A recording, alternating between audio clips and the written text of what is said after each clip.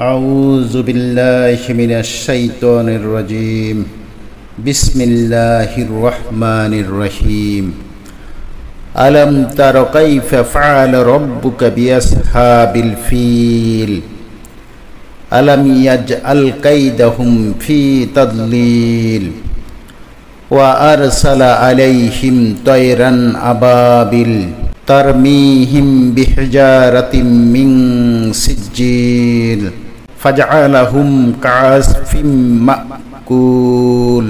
অর্থ, আপনি কি দেখেন নাই আপনার রব হাতিওয়ালাদের সাথে কি করেছেন? তিনি কি তাদের চেষ্টা কৌশলকে সম্পূর্ণ নিষ্ফল করে দেননি?